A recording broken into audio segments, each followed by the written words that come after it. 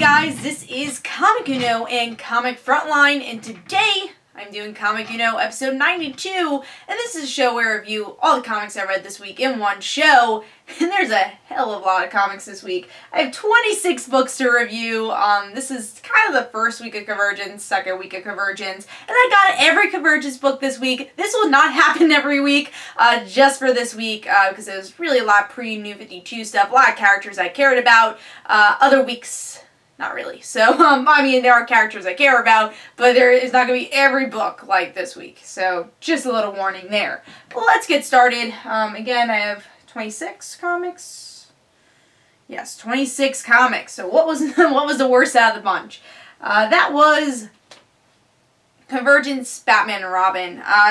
Didn't love the issue. Story was okay. We get to see Robin, Damian being a little jealous of Jason, because Jason comes back to town, but somehow Batman does not recognize it's Jason and says, "Wait, you're the guy, you're Jason, right? Under the red hood?" He has to question it. It's like, alright, that's a little weird. Like, he's been under the red hood for a while now, so he questions it in this issue. And, you know, it's Damian kind of like being a brat, and him just like, "I don't like you, Dad."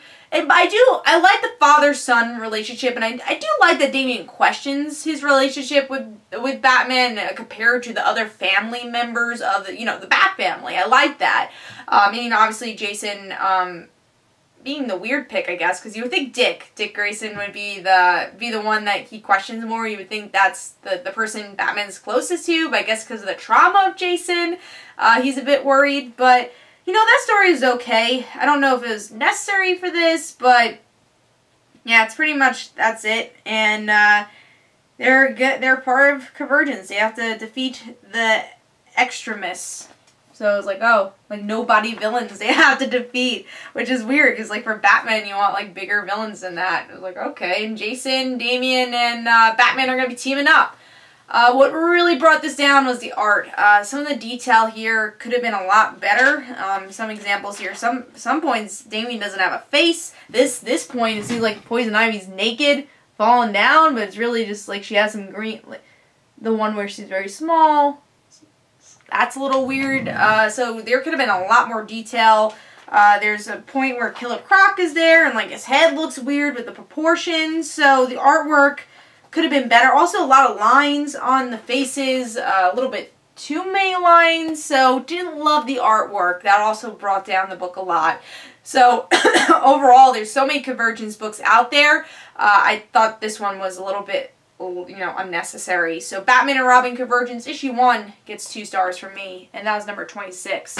Moving on to number 25, Atom Convergence, issue 1. This issue was just not for me. I'm not a big Ray Palmer fan, but I picked it up because I want to learn more about Ray Palmer. I've been reading Identity Crisis again. I was like, oh cool, Ray Palmer, like I kind of like this character, and also Ray being an Arrows, like I want to get more into the character, but he was just a Looney Tune throughout the whole issue, and I felt like it was very cheesy, it was a corny issue, and then I guess because I don't have the connection with Atom, I didn't really care that Ryan Sho came back. It's like, oh, he's the one who's talking in Ray's head. That's cool. It's just, I don't know. I didn't feel it. And then he's the only one who has powers in the dome. After reading all these Convergence titles, he has this weird hand thing that grows large. It's like, why is he the only one who has this power? And they don't even explain it. So yeah, overall, wasn't feeling this issue. Also, art was a bit cartoony. Could add a little bit more detail here.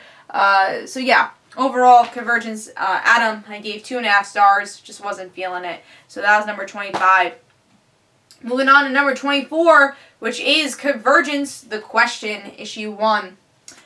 This was a disappointment, because I've liked Renee Montoya. There's some interesting stories with her. I love the backup story she had in Batwoman. I recently read couple of months ago, and I was like, there's some funny parts with Renee and Barbara interacting with each other there. And I always thought she was a cool character. I liked her.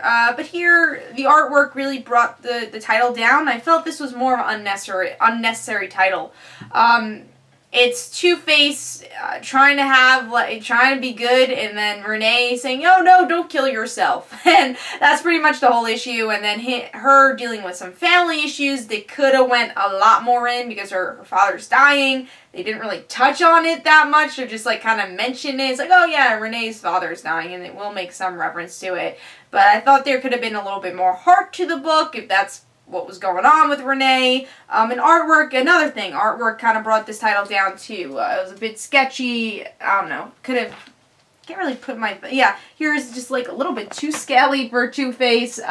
Just didn't love the artwork here. It just wasn't my style.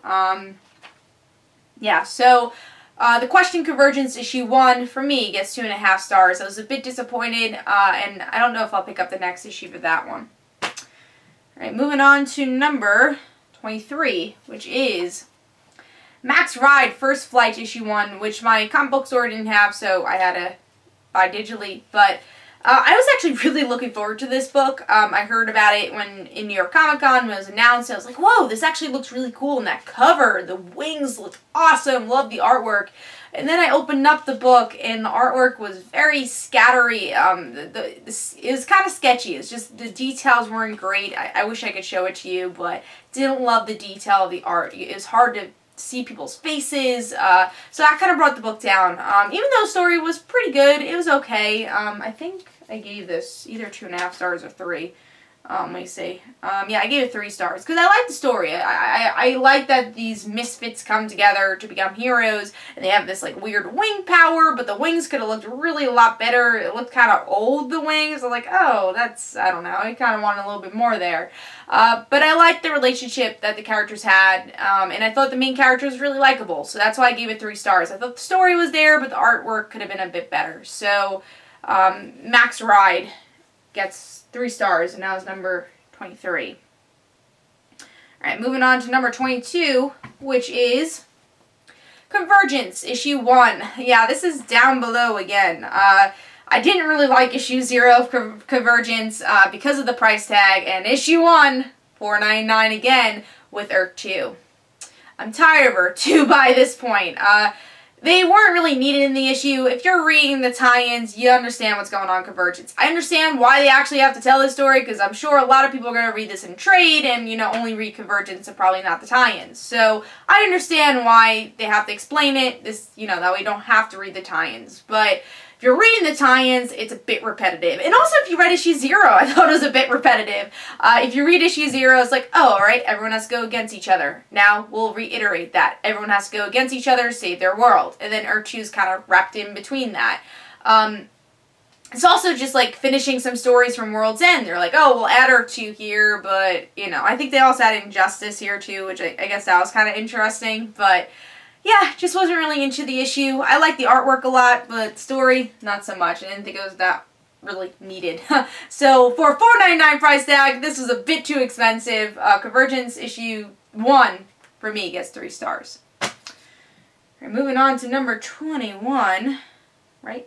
Yes, 21, which is Howard the Duck issue 2. I'm so disappointed. I loved Howard the Duck issue 1. I had a lot of fun with it. But I don't really think it was like Howard the Duck's fault. It wasn't like the title's fault. It's just like I'm tired of Guardians of the Galaxy, and I understand obviously why they put them in here. It's the movie. That's why Howard the Duck probably even got his own series, was the popularity of his character with his cameo in the movie. I understand that. But it's all like the same, like repetitive stuff we've seen with Guardians. Like, oh, Rocket makes a joke. It wasn't anything fresh here. And even though I liked Howard the Duck here, it was very wordy. I like the one story I did like is that the Collector collected Rocket and Howard Duck because they were the only one of their species and they want to make more of them. And I thought that was an interesting aspect, but not enough for the issue. What I loved was actually when they went back to what I liked about the first issue, is going back to New York and him being an investigator and, you know, the weirdness of New York, not Guardians of the Galaxy. And we get to see Aunt May with a gun and wanting to shoot Howard. Is like, why is Aunt May doing this? And is this like a different dimension? So that's the part I liked about the issue. It's just that was the last 2 pages. So of course I still think I'm going to like Howard the Duck. I thought this is just a lackluster issue for issue 2. Also, there was a fun little secondary story that was okay. It wasn't totally necessary. Kind of wish I had more pages of Howard the Duck instead of the secondary story. But it was only $3.99, so I guess it's okay to have that secondary story. So yeah, Howard the Duck for me gets 3 stars. It was okay. I was honestly really disappointed with this issue, so I'm leaning more towards don't pick it up this week, unless you're a big Guardians fan. Alright, moving on to number 20, which is the all-new Hawkeye issue 2. I'm still not feeling this story arc, and that's mostly because of the watercolor from the past. I understand the flashbacks and why they're using it, and I don't know if they're totally necessary, though. That's the problem. Like, I really would like to see Kate's flashbacks, because we've seen Clint's flashbacks, we know stuff about his brother. I would actually like to see Kate, like, her family, because she's a privileged girl, became a superhero, a Robin Hood type character. I think that's so interesting, and we really have not been able to look into that yet. Matt Fraction started to, but really didn't dig deep into it. She has a sister. Like, why haven't we, like, done something with this story? So, yeah, I know about Clint, and the watercolor, I just couldn't really get into the story because of it. I like the carnival story, but too bright. And then we have these children that they just grabbed that were experimented on, and they're trying to save them. It was okay. It was an okay story. Just didn't really get into it that much. But I did like the artwork for the present time, and I do think I will like the series. I just don't know if I'm liking the arc right now. So, All New Hawkeye issue 2, for me, gets 3 stars. I just thought it was okay. Probably not totally necessary to read this issue. Unless you're loving the story arc, then you can read it. Alright, so we're moving on to number 19, which is Spider-Woman, issue 6. Damn, I did not want to see this low. It's just a really wordy issue. And there are so many books to read this week, this just kind of fell low here. It's still great artwork, but I didn't love the story of her, like, kidnapping this old villain. I guess was interesting, and then she's pretending to be that villain. It was okay. You know, I loved the first issue a bit more of her getting used to being a hero. Now she's a private investigator. I just thought this was a slower issue to get to the point of the cliffhanger, which was actually pretty interesting, of her pretending to be this porcupine guy to see who's the head of trying to destroy all these villains' families and who's bribing them. So she's trying to figure that all out. And there's some, like, fun scenes here, too, of, like, Jessica eating from a Coke cup instead of a bottle. It's like, oh, I don't need instead of a bowl, I don't need to own a bowl. So I thought that was kind of funny. Artwork was really good, but this was a bit of a lackluster issue. I just kind of felt bored with a lot of parts, and just a very wordy issue. But I think it's just because it's more of a point A to point B issue, and because there's so many books to read this week. So Spider-Woman issue 6 kind of fell low for me, but it did get 3.5 stars. Alright, moving on to number 18, which is Captain Marvel, issue 14. The story was okay, but for Black Vortex, you didn't really need it at all. It doesn't really progress the story. I liked it. Like, I liked seeing Captain Marvel say, oh, look at all that power. That's the power I want. When she looks at the Black Vortex, and then she's like, no, that's not what I want. I'm gonna get this Black Vortex to Kitty. So I liked Captain Marvel herself in this issue, and, you know, it was a fun story, but it was totally not necessary to read. If you're just following Black Vortex, you never picked up Captain Marvel, you don't need to pick up this issue. It doesn't continue the story at all. And that was disappointing. Like, it was just her running around, and that's it. It was her flying, and it felt so much like a filler. And again, for a week that had so many books, this didn't have to be picked up. But if you're a Captain Marvel fan, I do think it's still fun, and the artwork is really beautiful for the series, so that's something I really enjoyed about it too. So that's why I did bump it up to a 3.5, because of the artwork. Again, really beautiful artwork, and if you're a Captain Marvel fan, I think you'll have fun with it, just not necessary issues. So I gave Captain Marvel issue 14 3.5 stars. Alright, moving on to number 17, which is Grimm Fairy Tales, issue 109. Fun issue. I'm not a huge Beowulf fan. I've actually read the story, like, in high school, so I know about it. But I felt like it went too much into like the Beowulf myth. I wanted to see more twists in the story. It's just like, oh, well, we get to see Wolf, who's like Beowulf, obviously, and in the end he's gonna have to defeat Grendel's mother, and that's like pretty much the same story we see in the myth. So yes, it's a good connection, but I wanted more twists. I want to find out who that girl is that he likes. Like, why does she have powers? What's going on with her? I think she got stabbed in the end, so hopefully there's like some twist with that. But still a good issue, great artwork. It just kind of fell a little bit lower, but I still like the story, and if you're a Beowulf fan, I think you'll really like it. I just kind of wanted a little bit more twists and turns. And I'm not a big fan of Wolf, so that's probably a reason also. But still like the issue. It's definitely a good read. So 3.5 stars for me. Now is number 17. So let's move on to number 16, which is Hulk, issue 14. Another series that's usually a bit higher.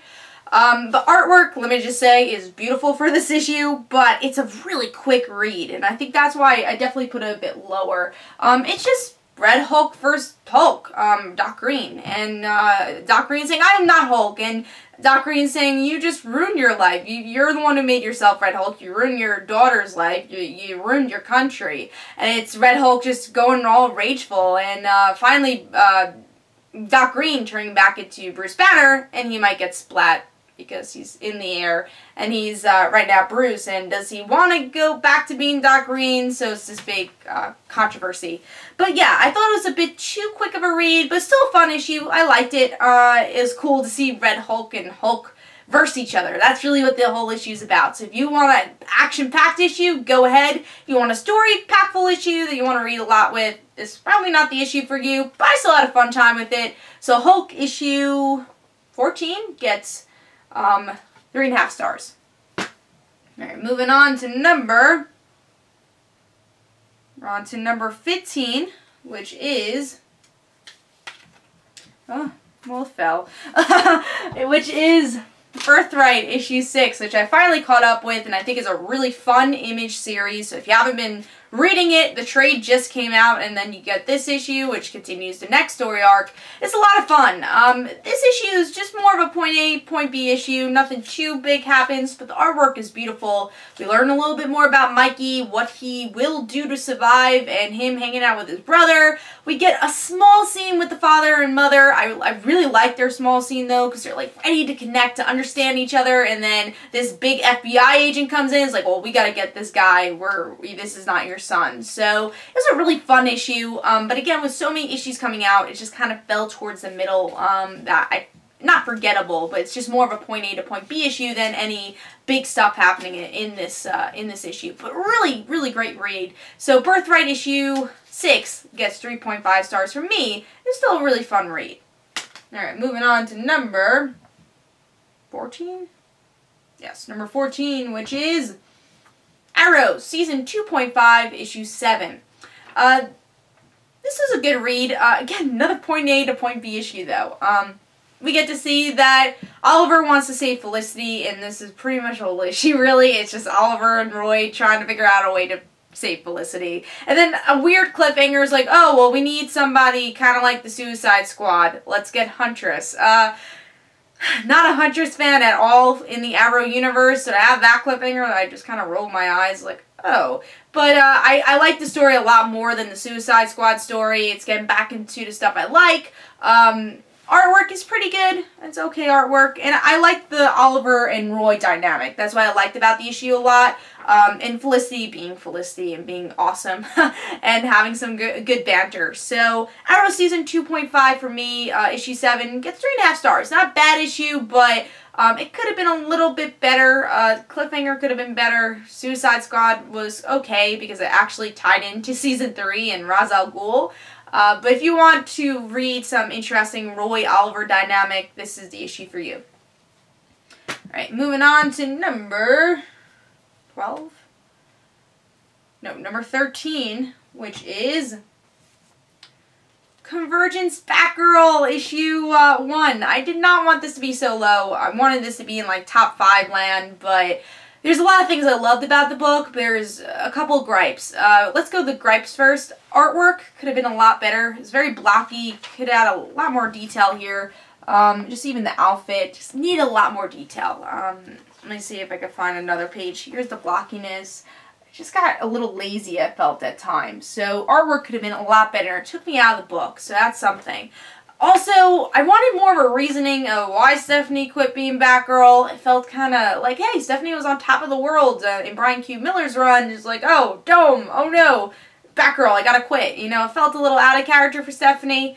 And also Tim being very passive in this book, even though it's like, oh, Stephanie, don't do that. He's done that in the Batgirl series, but I think there's more reasoning behind it. He just kind of fell flat here in this issue. But good things about Convergence Batgirl. Stephanie herself. I love some of the humor she has here, and also the chemistry she has with Cassandra, where Cassandra just like is ready to fight Steph, and she's like, oh, I'm ready to fight, and then Cassandra's like, no, you're not. Look at your body language. Your feet says you're not going to fight. Your feet's got to fall down right now.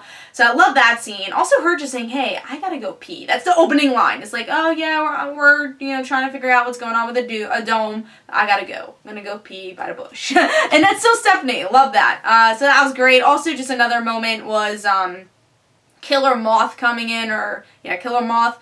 And then Stephanie just looking up and down. It's like, oh yeah, we're going. And he's like, no, wait, I'm a threat. He's like, no, you're not. You're not a threat at all. So it's like Stephanie's confidence, Stephanie's weird confidence. So I really enjoyed that. Also bringing back some of the past references of Stephanie herself, like her pregnancy. They referenced here, and I feel like that's a forgotten thing about Stephanie, because a lot of people read her as Batgirl, and they don't really reference it in that title, but, you know, it was a big thing in Robin, that she was pregnant, and she had to give away her baby, and I love her line here. It's like, I don't regret doing that. I actually like that my child had a good life. So there's a lot of great Stephanie moments here that I love, but again, the gripes do bring it a bit more towards the middle of the list, but I still enjoyed the book, and I still think I would remember some of the stuff here, you know, 2 years down the line, remember that funny line that Stephanie said. So, even though I do think it was out of character for her to quit being Batgirl, I still think there's a lot of in-character moments here for Stephanie and Cassandra. So, Convergence Batgirl issue 1 from me gets 3.5 stars. Alright, moving on to number 12, which is Spider-Man 2009 issue 11. Kind of higher than I expected, honestly, because he went back to our world, 616. I think that's why I enjoyed it. I did not like him in 2009. I didn't like the story. I was ready to drop it, but I did pick it up, and I was like, oh, let's see where it goes. And I like this issue a lot. We get to see Miguel's next-door neighbor who had cancer, cured of cancer, and by the end of the issue become a monster because Miguel cures her. And I love that moment. I like that Miguel's trying to figure out a strategy to go against Liz, who kind of destroys 2099 in the future, and go towards Peter and say, hey, you gotta defeat Liz, and Peter not believing that Liz is even a threat. So I like this. There's a reason I picked up Spider-Man 2099 in the first place, why I like the title, and yeah, artwork could still be a bit better. I don't know why I'm still not loving the artwork. Maybe it's the coloring. I don't know. There's something about the artwork I just can't put my finger on that I don't love. But overall, it's a really good story. It's kind of back on track. And I'm excited to read Spider-Man 2099 again. This is the reason I like the series in the first place. So keep going with this storyline than that other one with Hulk and going back to 2099 and the Spider-Verse stuff I didn't like as much. Alright, moving on to number 11, which is Ultimate Comics Miles Morales Spider-Man. This is lower than I expected. This is the last issue of Miles Morales, and it did not make top 5 at all. For last issue of Arc, pretty good. It's about Katie hiding in the corner, Miles giving up on Katie, and, you know, the ultimate saving Miles and Miles' family, and that's pretty much what the issue's about, is, you know, everyone teaming up. And then they walk outside and the world's ending once again. Even though the artwork's beautiful for this series, and that's just a beautiful page. I've seen it before. Cataclysm. If Cataclysm didn't happen, this would have been a bit higher, but I've seen this ending before. It's like, oh, really? Is it really going to end this time? Probably not. Probably will. I don't know. Yeah, and it just felt like a generic ending for a story arc. It was good. It was a good ending for the story arc, but they built S.H.I.E.L.D. up so much. It was just like, oh, that's it? I wanted been so much more. It's just like, again, they took so long to build it up, and now it's just like over, and it was kind of lackluster, the ending. Artwork was beautiful. I like that they even had a Powers reference here, which hopefully I could find the page. They have the character from the TV show. Can't find the page, but I showed it in my in-depth review, so you can check that out. But yeah, a little disappointed with the story. Just could have been a lot better. There's just, I guess, more hype here because it's the last issue ever of Miles, and I hope Ultimate Ends could make up and tie up some loose ends in the Ultimate Universe. So 3.5 stars for Miles Morales, the Ultimate Spider-Man. That was number 11. All right, moving on to number 10. S.H.I.E.L.D.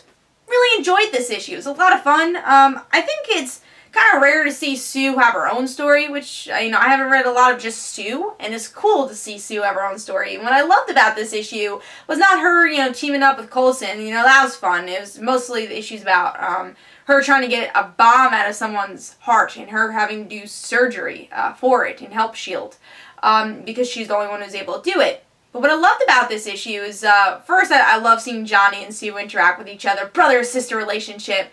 But it's the way Sue uses her powers. It was a really cool issue of just Sue using her force fields, her turning invisible, and showing her strength as a character. So that was really cool. And then her chemistry between Coulson was pretty good too. It was just a really fun S.H.I.E.L.D. issue. So if you like Sue Storm, if you like the Fantastic Four, I think you should definitely pick up this issue. It's a really cool power set issue showing how strong Sue is. So S.H.I.E.L.D. issue 4 was a lot of fun. And I give it 4 stars.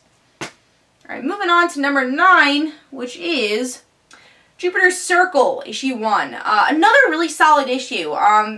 I'm really scared that this is going to be delayed for 6 months, and I'm sure it will be, but it's still a really cool first issue. It's a period piece on the first heroes of Jupiter Legacy. So Jupiter Legacy was about the children. Now we go to the parents and what their life was all about. And it had a lot of diversity here, which I liked. And it's about using the social context and the secret identities of our heroes to out our heroes in many different ways. So I thought it was cool. Artwork was also, I think, a lot better in this issue, in this series than the Jupiter Legacy series. Even though I got used to Jupiter Legacy's artwork, I really like this kind of Starlight type artwork. I think it's the same artist as Starlight. It's just plain and simple. I liked it a lot. I liked the characters a lot too. Again, it was cool. It was a solid foundation for the issue, and I'm looking forward to seeing more. So Jupiter's Circle issue 1 for me gets 4 stars, and I'll definitely be picking up the next issue. Alright, moving on to number, I think 8. Yes, we are on number 8, which is Convergence Nightwing Oracle issue 1. A lot of fun with this issue. What I loved about it was seeing Dick Grayson and Barbara Gordon together again. But, the two different mind frames of Dick just being in the present and being in this dome and loving Barbara and wanting to propose to her. And then Barbara just not being ready. She doesn't want to be in this mind frame to be proposed to. It's like, well, maybe the only reason you're proposing me is because we're stuck here. And she doesn't want that. And we get to see Hawkman and Hawkgirl come in and want to fight Nightwing and Oracle because they have to, because that's what Convergence is all about. So that was actually kind of the downfall. I love Nightwing and Oracle together. Love that about this issue, and Gail Simone writes them so well. And, seeing Oracle back in action of Hawkman and Hawkgirl fighting action-wise against Nightwing, and then saying, hey, I've been 10 minutes ahead of them. I'm already, the person that's going to defeat them. Because I am the computer. I am controlling Gotham. So I like that. But what I didn't like was Hawkman and Hawkgirl being the villain. I didn't think it kind of meshed well. I was like, oh, they could have picked someone so much better for the verses. Like, maybe the Titans from another universe. Maybe like Corey from another universe. Would have been a lot better. I don't know. Something different. Hawkman and Hawkgirl kind of felt random. So that was my gripe, but still artwork was really good for the series, and yeah, really liked the story. So solid issue. Convergence Nightwing Oracle issue 1 gets 4 stars for me. Alright, now we're moving on to number 7? Yeah, number 7. Which is Ant-Man, issue 4. I wanted this to be in top 5 land. Didn't quite make it, but I enjoyed this issue for Scott. I really like Scott's story here, seeing these D-list villains get a part in his new company and help Cassie, you know, help save Cassie. And I really like these D-list heroes. I love that Nick Spencer can make D-list heroes likable, and he does that here. And I liked the whole bringing back Cassie and Scott's past with Darren Cross. Him wanting a heart and finally telling, hey, Cassie has powers, she has pin particles in her heart. I don't know how Darren Cross's son knew that, but he does. I guess because they already knew Scott was Ant-Man, they were like, oh, Stature, okay, that makes sense that she was Stature. But still doesn't mention that she was Stature, but at least mentions she kind of has powers. Didn't really, at least saying that she has pin particles in her heart. But what I didn't like about the issue was that I'm scared. I'm scared for the next issue, honestly. I'm scared they're going to take away Cassie's powers. And because you're like, oh, well, you could cut off Cassie's heart and give a normal person's heart to her. Which is pretty much saying, hey, we'll just take away her powers. And I hope Nick Spencer doesn't go that route. Hopefully the scientist who's controlling all of that will be like, oh, well, I didn't actually switch his heart. I gave him something else to make him blow up or something. I don't know. I'm just hoping they don't take away Cassie's powers. Because as much as I love the Cassie and Scott relationship, I love that. I feel like that's so much in the shadow of Scott. Like, Cassie has her own legacy. She has her own character, and I don't want them to take away that from her, even though, yes, this is called Ant-Man, the series, but Cassie is part of that Ant-Man legacy, is part of Scott's legacy, so hopefully they don't take away her power. But this is still a very solid issue. I liked it. It's just that fear of what will happen next. But yeah, Ant-Man issue 4 gets 4 stars. Still a very, very solid issue, and hopefully next issue is good. I don't get upset at it. Alright, let's move on to number 6. And I'm losing my voice. Because there's so many comics I reviewed today. Alright. Alright, number 6 is Convergence The Titans, issue 1. I kind of said this didn't make top 5 also, but it's such a good book. So close to top 5. It's Roy just reminding himself about Lian and reminding why he should live life, because he doesn't want to regret Lian's death. He wants Lian's death to mean something.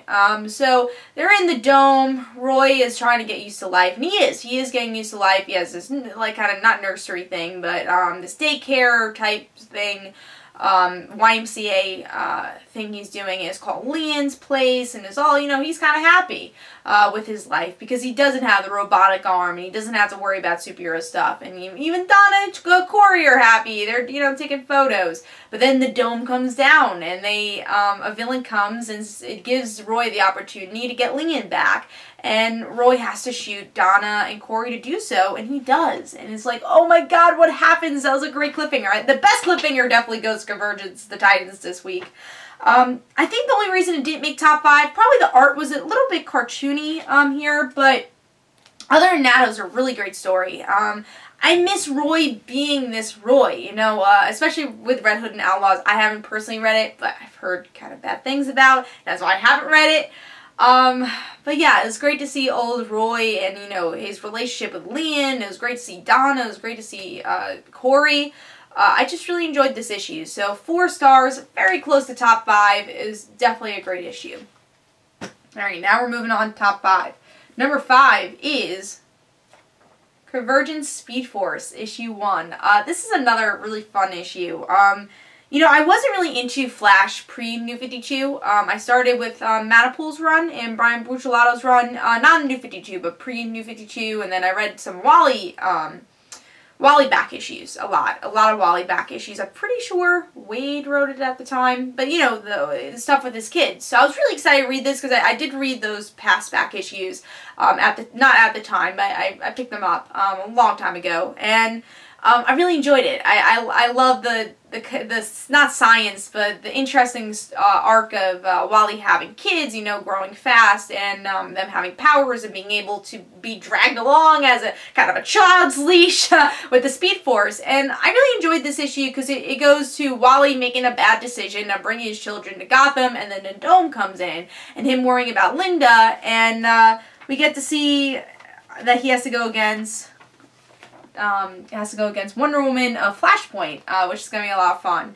And then at first you think it's going to be this cartoon Flash version, he's like, wait, I don't want to fight you. We don't have to fight each other. It's like, nope, we're going to fight each other. And it's Wonder Woman coming in. So I thought that was a really cool cliffhanger, and I thought this was finally actually a good versus match. Some of the other titles didn't have great verse matches, but I thought Wonder Woman, Flashpoint, and Barry and Wally made a lot of sense.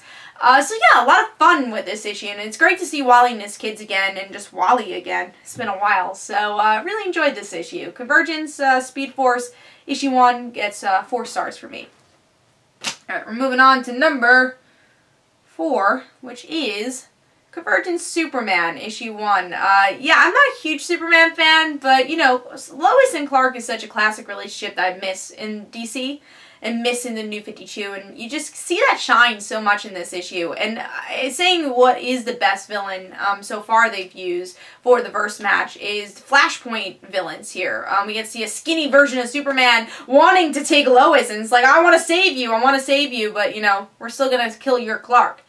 But you know, his affection to Lois, because he thinks it's his version of Lois.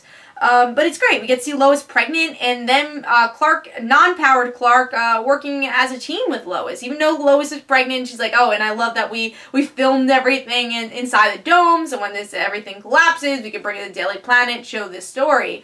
So yeah, it's just a lot of fun. It's, you know, classic Lois and Clark, and that's what I really enjoyed about it. And I love the artwork here, too. Great artwork. Just a great story. So Convergence Superman for me gets 4.5 stars. Just a really great read.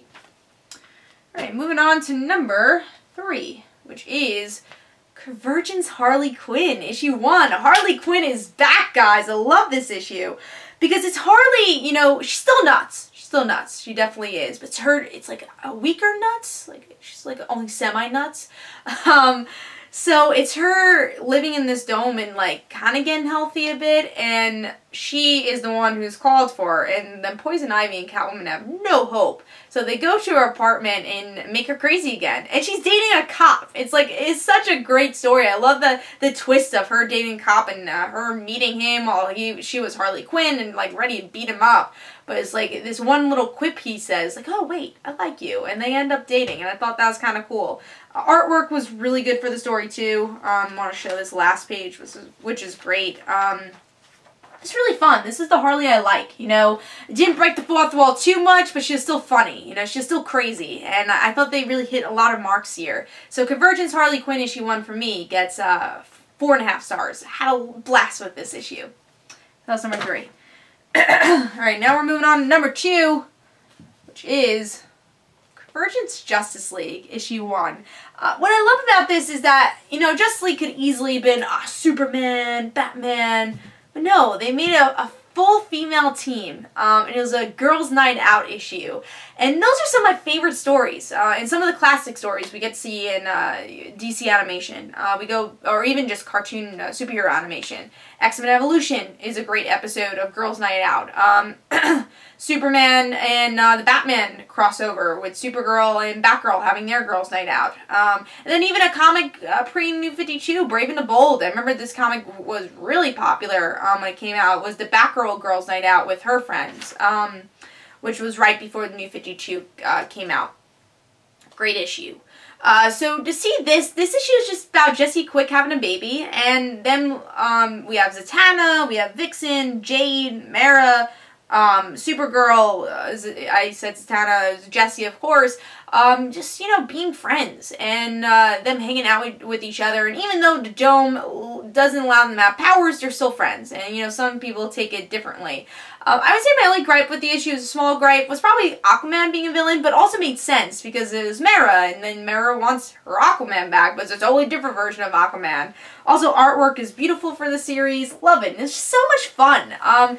You know, something I missed from the pre-New 52 that I'm glad that Justice League highlighted was friendship and legacy, and we get to see that in a nutshell here. Jesse being part of the Justice Society of America, and seeing that legacy, and obviously having a baby, that's legacy too.